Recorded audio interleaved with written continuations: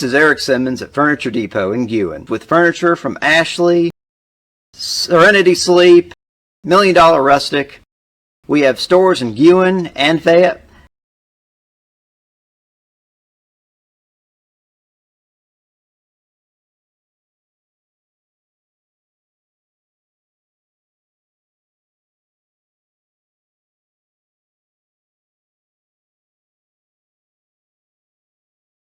Tom Bigby Electric Cooperative was formed for the need for electricity to the local citizens that were living in the rural areas of Marion, Lamar, and portions of Fayette counties.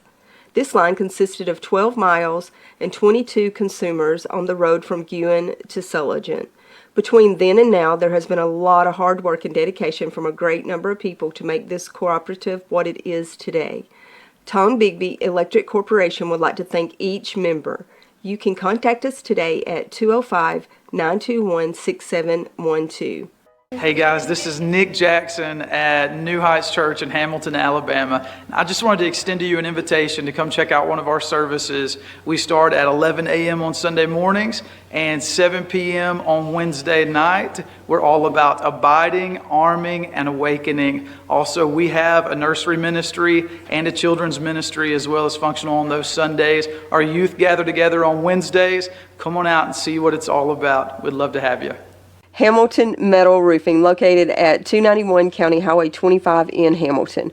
We sell 29 and 26 gauge roof metal. We have all types of trim and screws for you to complete your projects. Call us with any questions. Open Monday through Friday, 7 a.m. to 4 p.m. Call us at 205-921-7100. Your story starts at Bevel State Community College. Whether you are just starting out or starting over, Bevel State has an opportunity that is right for you.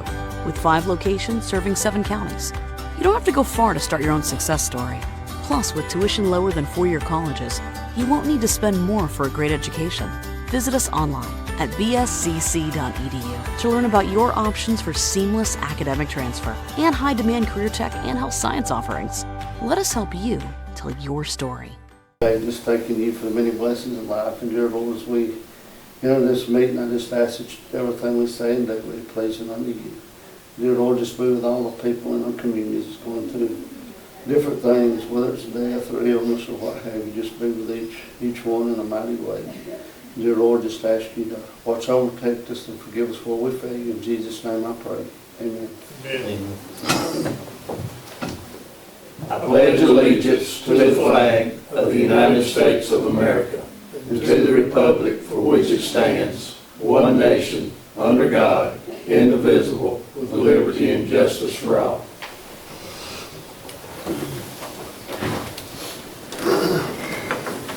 I want to welcome everybody here this morning. Call the meeting to order. First item on the agenda is recommendation to approve the minutes of November 3rd, 2025 meetings. Need a motion in a second. I'll make a motion. Tim made a motion. Second. Mary second. All in favor?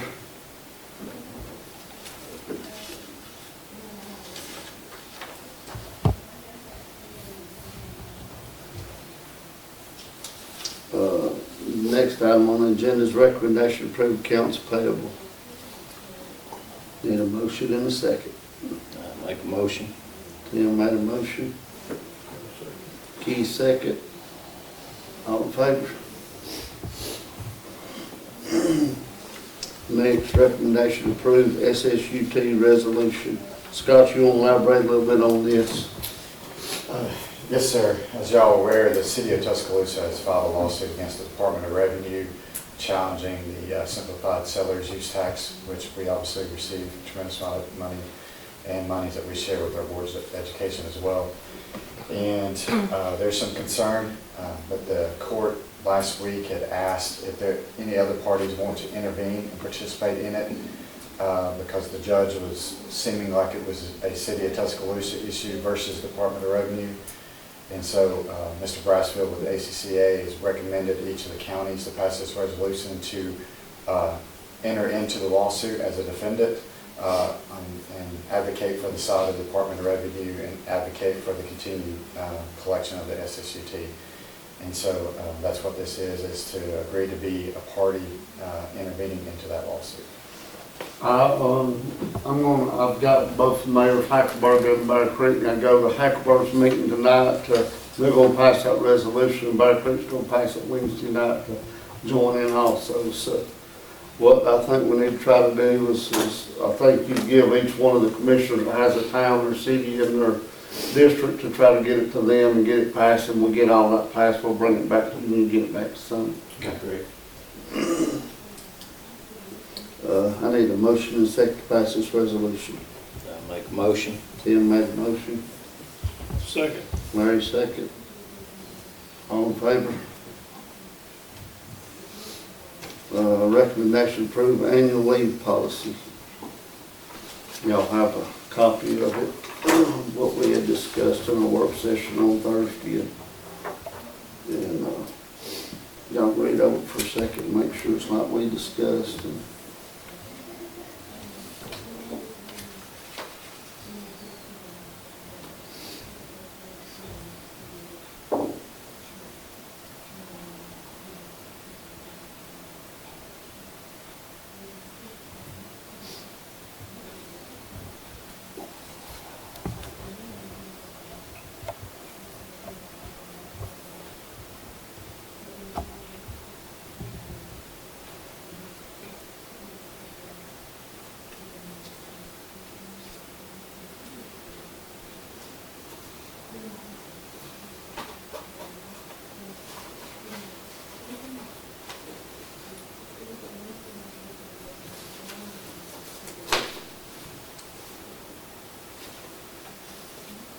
everything good?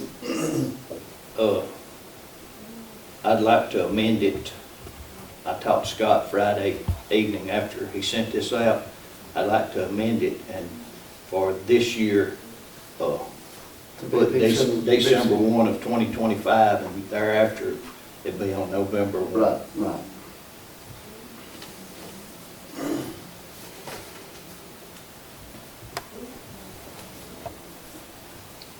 Tim made a motion to amend it, to move it to December this year, and then every year following will be November the 1st. May the 1st. May the 1st. Yeah, December, November and May. But this year, since it's so late, we're gonna go ahead and Yeah, amend it. we It'll be done December. beyond November 1, Yeah. so it wouldn't help the Yeah. ones that are losing time now. So Tim made a motion to amend, I need a second. Second. Larry second. All in favor?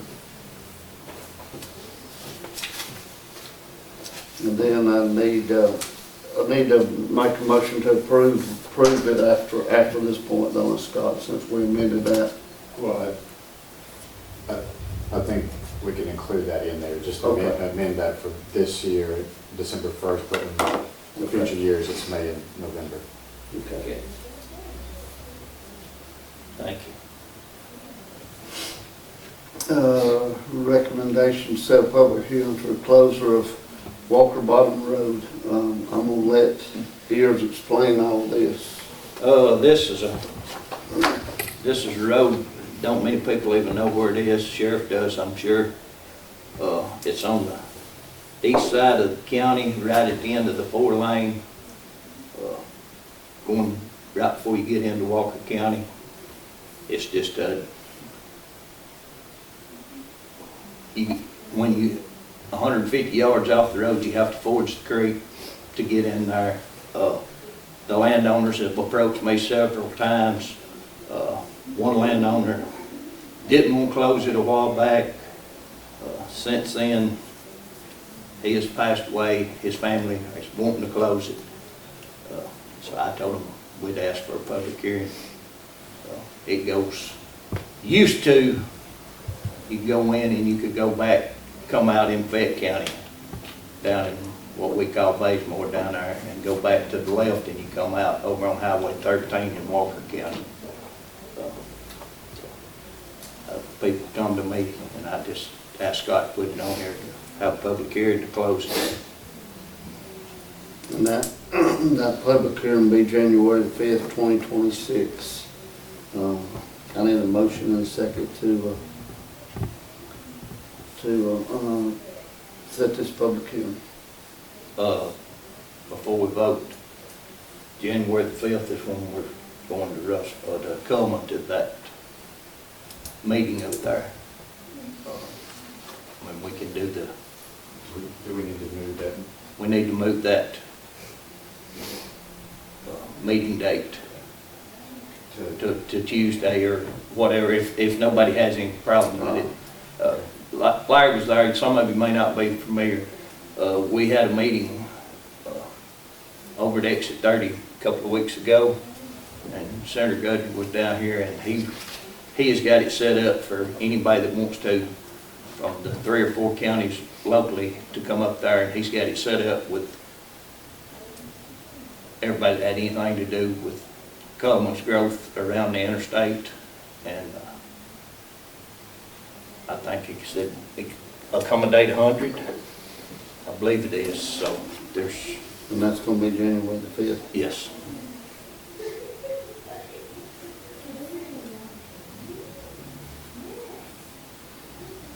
So we need to change our, that'll be a meeting date too, won't it? So we need to change all that to the 6th, don't we? Yeah.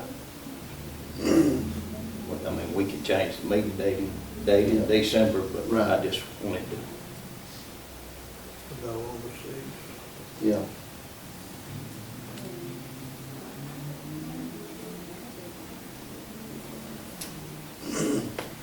Do we need to amend the agenda to change that date or wait and do it next month? I mean, it's up to y'all. We can do it next week, or we can amend it today. But we can go ahead and set this for January 6th, and then we can. We'll set our meeting, we'll do it next week. Something might come up and they have to change that, but right now that's a tentative date. Right.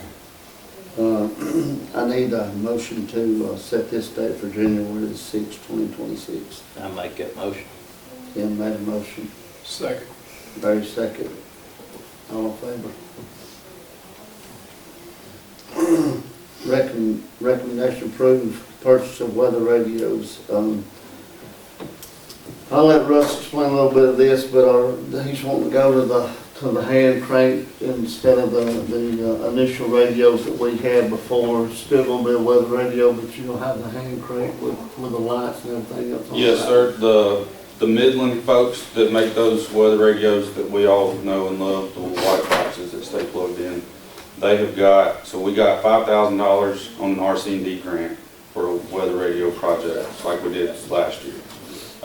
So I'm just asking y'all which model you'd want to go with. I had never seen that portable hand crank radio, but it does have like a LED strobe light. I think it has a little solar panel, so it can sit in the windowsill or in somebody's storm shelter, you know, where it can always be, you know, keeping the charge. But with that hand crank, it's supposed to be pretty dependable. I think it comes with a rechargeable battery, so it can be plugged into the wall. As far as capabilities, they're still going to both be internally linked to the National Weather Service, so it's something that's just hands off. So it's basically, I'm just whatever y'all want to do. I still have, I think, 50 or so of those white from last year. However that was before I was here. However that program went, I think we kept some stashed back, so we still have those. But I just kind of wanted y'all's recommendation. What was the Price difference. price difference? They're very similar. You actually get more of the portable hand crank for that amount of money. Okay. It's not a ton. I think it may be a difference of like 6 or 12 units, something like that. But, and they're on the deal right now where usually they're $2 or $3 a piece more, but they knock $10 off of there, so something like that. I can't remember exactly what the quote was for, but very similar ballpark range as far as how many units we're going to get for the same money.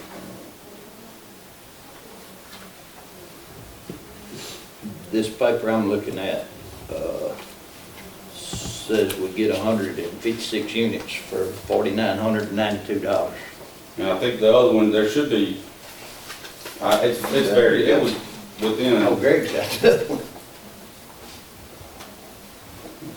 they're in the same ballpark Yeah. as to, you know, it's going to be around 150 That units one, each, I think. the old style like we got before, if you get, what did it say, Greg, 142? Yeah. you get 156 apiece Yeah, for so the same money. very, you know, kind of same ballpark, you're looking at whatever the difference is. And it has AM, FM radio and a clock and, rechargeable battery, flashlight, phone charger, so. Yeah.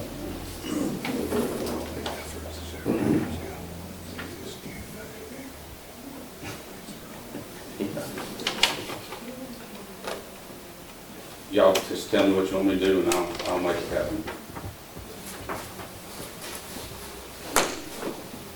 I think we can try these, That's my opinion.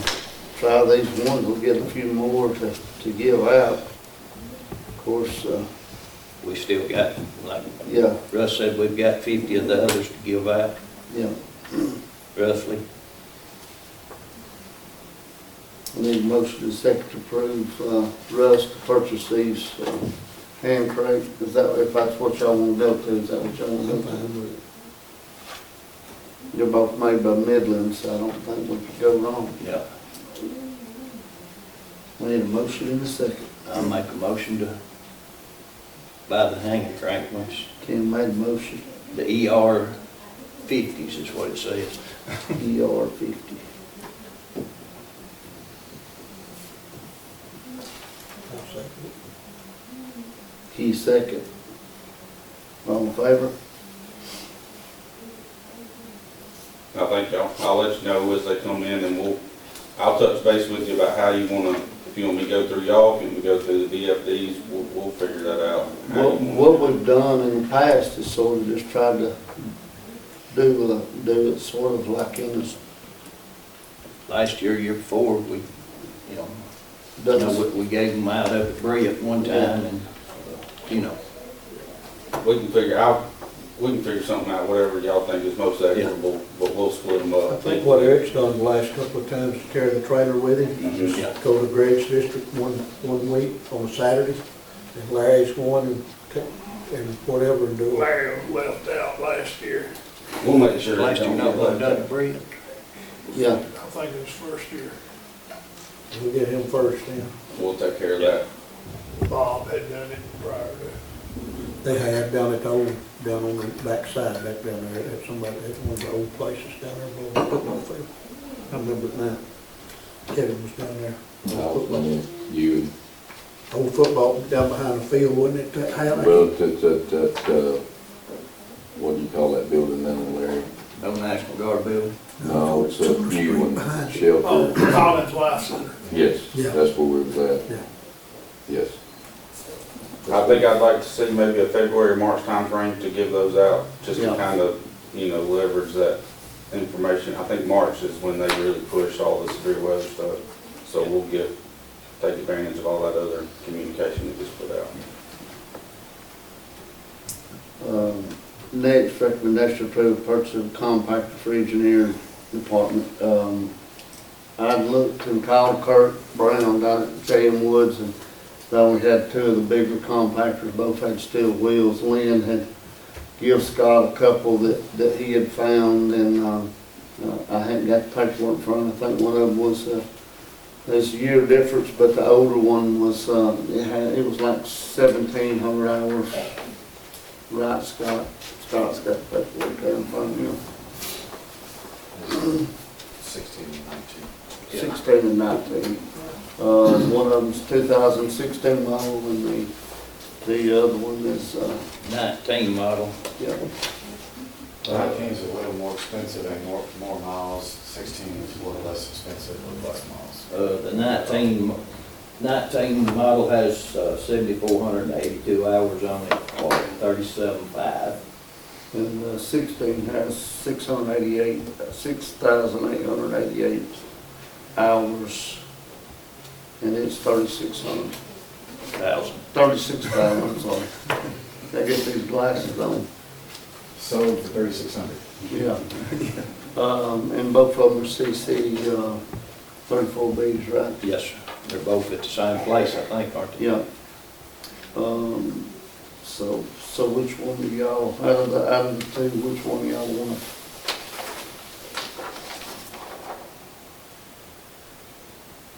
Is that money, just off the top of my head, that about $1,500 difference in them? Is that all it is? Or is it 2,000, a little more? How much is that? 36,000. Yeah, this is 37.5, so it's 1,500. 1,500? And how many hours that you got? But the 74, new one's 82. got more hours, doesn't it? Yeah, the new one's got over 1,000 more hours on it. It don't matter to me. Either one of them be all right, I think. I hope. yeah, But it does have the rubber tires on the rear. yes. That phone has the rubber tires on the back and a 51-inch vibrating drum on the front. I know it may not make good sense, but I would rather go with the 16 model if it's DEF, pre-DEF. I'm thinking it is. I think Because it's, having to keep a DEF fluid in them, and you don't run them very often, that DEF can cause problems. mhm.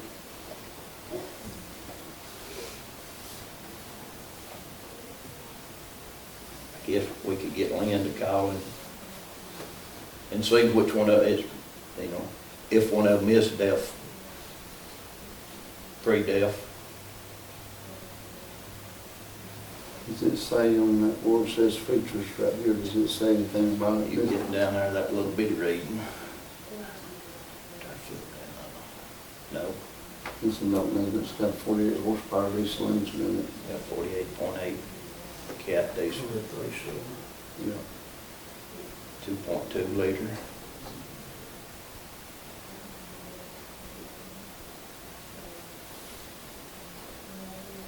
Back in 2016 was first year of the DEF. That's,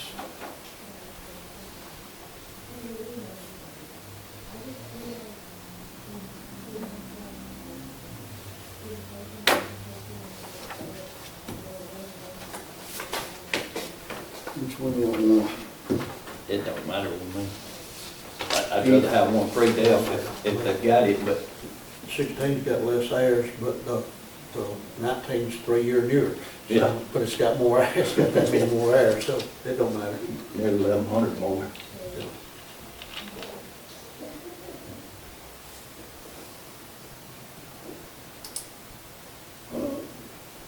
Larry, what are you thinking?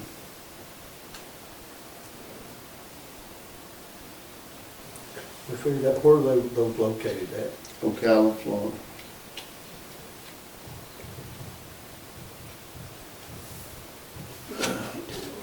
I think I'd rather have the low hours as the year model. Yeah. That's Fine with me. kind of me. I'm good with either one. I need a motion and a second to purchase a 2016 Caterpillar compactor for the solid waste, two-way, At a price at a price of of $36,000. $36,000.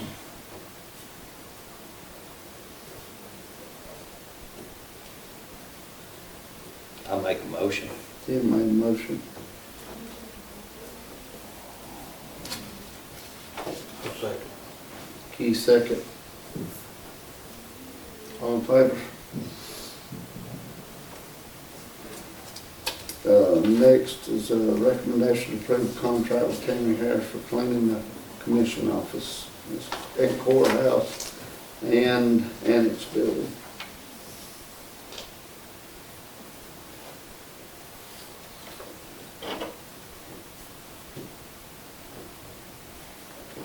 Anybody got anything they want, any discussion? And her bid was $2,000 a month. Yes, sir. And she was low bidder. Scott, will this sort of be like 6 months, just like everything else, and if something happens and nobody's, you know, We can do it that way, yes, sir.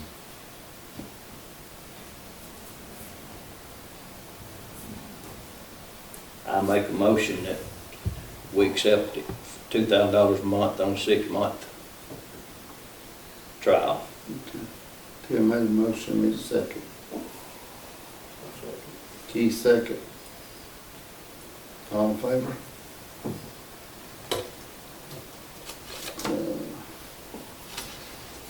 Sheriff, you got anything I don't really have anything. I go back to what you passed earlier about the annual leave or policy. What's the details of it? Every employee and how many hours or? Here you go. If you a thing, but here, what it'll amount to is, if you have a minimum of 160 hours, you can sell 40. Oh, sorry about that. And if you have over if you have over 200, you can sell 80. Our goal is to try to allow them to keep at least 120 hours of their personal time, just in case something happens, because most people use their sick time pretty regular, and that sort of still leaves in some time to be able to, if something were to happen, they'd have at least 3 weeks of time left to use, whether it be personal or sick. But if you have 160, you could use 40 and bring them down to 120. If you have over 200, you could sell 80 and it'd still keep you at 120. But this is, So you have to have a minimum this is 160. vacation time that they're saying, yeah. not sick time. Vacation. You wouldn't have told. This is vacation time. Right. Personal time. Because, you know, we can't pay them for the sick time unless they're off. Right. But you gotta have a minimum of 160 hours to get 40, get 40. and if you got 200, you can get 80. Like Greg said, our goal was to, everybody at least have 120 in case something happens, you know. Right. That'll leave 120 in everybody's account that way. And because the one that's not got a lot of years in it, takes them longer to build them Yeah, back. it takes, 2.5 years to get 240 if you don't take any time off. Right. The So older hand, everybody's gonna yeah, take a vacation every year, the so. older hands will build it back quicker. Does that make sense? Yeah, I mean, the older hands are building, more than 4, Yeah. 7. 4, 5, I think 6, it's and 7. some of them. I have some building 7 hours per Right. check. So they'll So build I'm back. having to let them off before they lose hours. Yeah. And they can do this twice a year, if you read into that, Kevin. And the reason we've done it November the 1st is that's a month before Christmas, that's Right. when most people shop. And then in May, done it the 1st, that's before July for vacation time, you know. And so we can do it 2 times a year. Can't go every month and do it. You can go twice a year to The that. first pay period of February. It Well, was that's this something time. that I've been pushing y'all to do. Yeah, this, To they'll help turn the in, employees, especially your senior employees, Yeah. I call it. they'll just turn in a separate time card, right, Scott, for this? It'll have the time. Okay. Since this, since we voted on it towards the end of November, this year they can start December the 1st, so beginning of December, if they want paid for some of their time, fill out a time card, put what it's for at the top of it, and then we'll get it taken care of. And to keep down any confusion, it can just be done the first pay period of that month. Did that one. Yeah, we can't be doing it both pay periods. November and May. Right, right. And it's a pretty good deal with November, like you said, with our older hands, Yes. because they can buy those 80 hours for that year if they didn't want to take them for vacation. And that's a pretty good Christmas to spend their money on, you know. Right. Well, that's what we used to do in the past is. Well, it's been took away from the employees, it's sort of put the people like you in charge where you have to keep up with, hey, you gotta take your time off. Well, I have to let people off, if we work 24/7, then I have to pay overtime for them to Right. cover their shifts, Yeah. and this way they'd rather cash it in if Yeah, they could. it's costing us time and a half Right. on yours. And then, like I said, the senior employees that throughout the county is building more time than Yep. new employees. Right. 4 to 7 is a big difference. So they're accumulating time quicker. And then we've got some like Jeff at the airport who never Yeah. takes off, he's losing time. I have some chief deputy, Bill Penny, Yeah, yeah. would rather work, and he's one of the ones I have to let off. And sometimes he loses hours. Penny, my secretary, one of my secretaries, she's the same way. Yeah. So, yeah, I get it. So I appreciate y'all doing that for the employees. Well, we just appreciate what all of our employees do for us. I mean, we'd be in a world of hurt if it wasn't for the dedication that they do for the county, and we just appreciate what they do. countywide, I'd say we got the best group of employees we've had 7 years I've been in as commissioner. You got anything, Russ? Oh, yes, sir. To give y'all updates on kind of where we're at. The Bear Creek and the Shasta storm shelters, I'm working with the state EMA right now, making sure we've got all the proper documentation as to why we hadn't got our checks yet. But I'm about 95% sure that's going to happen before the end of the year, so that's a pretty big relief.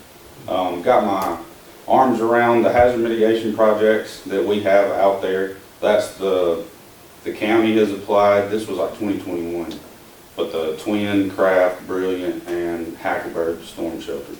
So that's a hazard mitigation project. It's about to be a big undertaking because all of the financials and specs and everything we put in for 5 years ago all has to be redone. So I'm working on that. The city of Hamilton has got one, but we're kind of helping them get started on with that.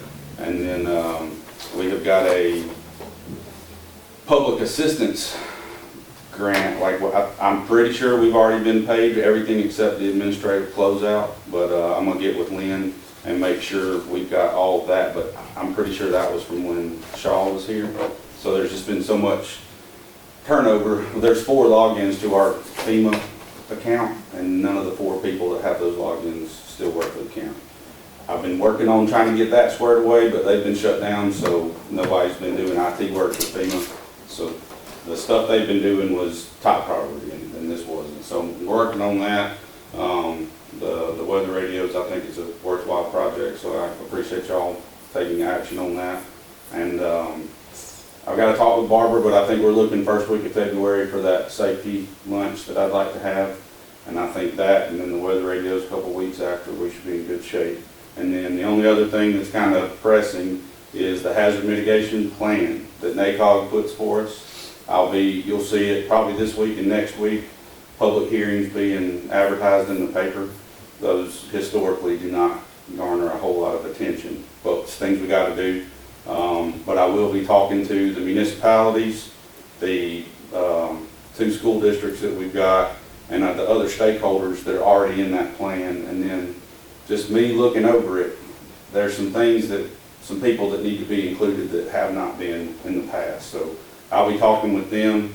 Eventually we will need a resolution from the commission. That'll probably be maybe that first meeting in January to adopt that plan that NACOG's working on. But that's kind of where we're at. I haven't heard back from Aaliyah on Homeland Security grants. So they had come back asking if there was like other applications for certain cybersecurity stuff and election security stuff.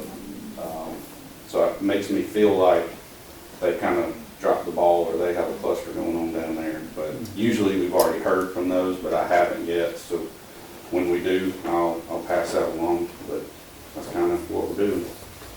Russ, I want to ask you something because it was brought up at that legislative committee the other day.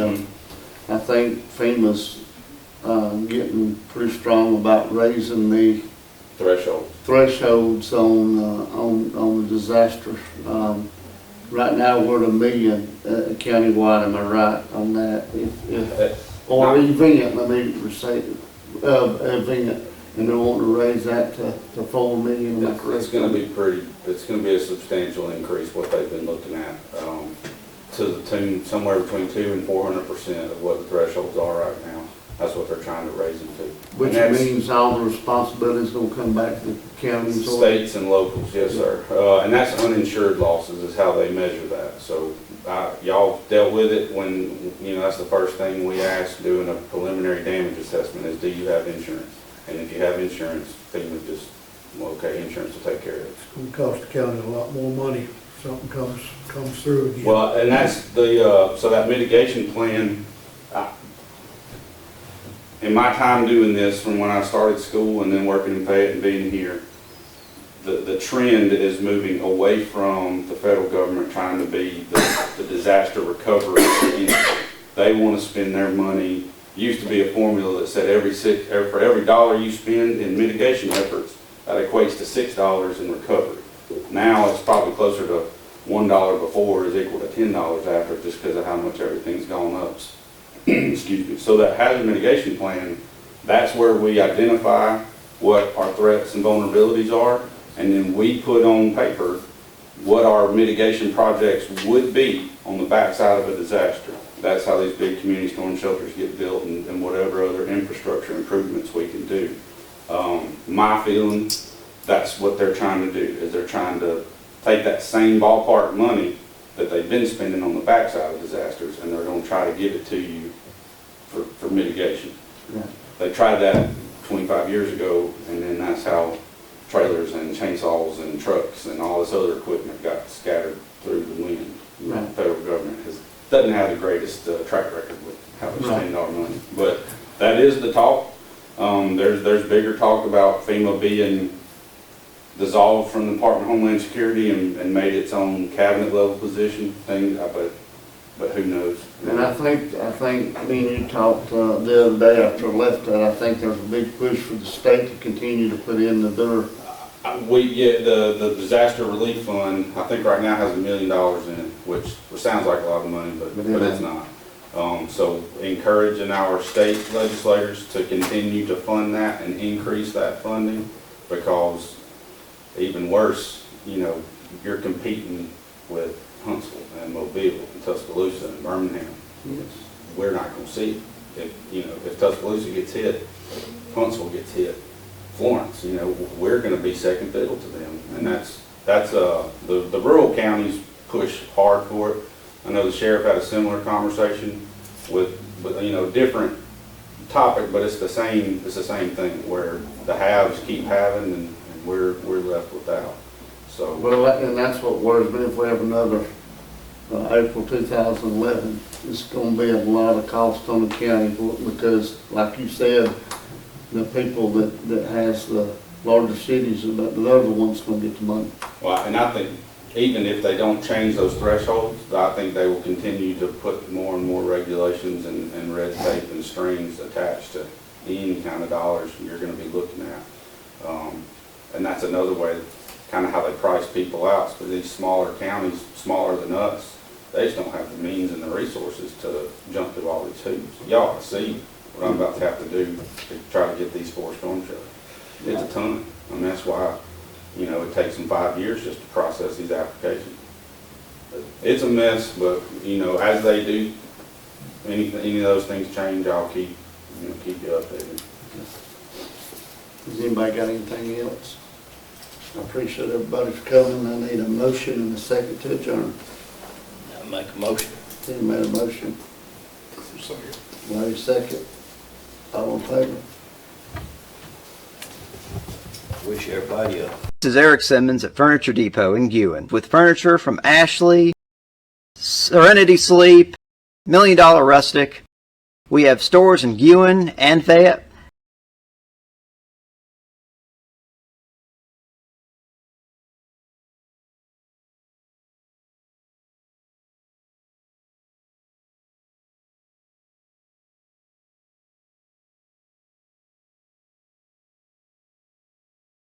Tom Bigby Electric Cooperative was formed for the need for electricity to the local citizens that were living in the rural areas of Marion, Lamar, and portions of Fayette counties. This line consisted of 12 miles and 22 consumers on the road from Guin to Sulligent. Between then and now, there has been a lot of hard work and dedication from a great number of people to make this cooperative what it is today. Tom Bigby Electric Corporation would like to thank each member. You can contact us today at 205-921-6712. Hey guys, this is Nick Jackson at New Heights Church in Hamilton, Alabama. I just wanted to extend to you an invitation to come check out one of our services. We start at 11 a.m. on Sunday mornings and 7 p.m. on Wednesday night. We're all about abiding, arming, and awakening. Also, we have a nursery ministry and a children's ministry as well as functional on those Sundays. Our youth gather together on Wednesdays. Come on out and see what it's all about. We'd love to have you.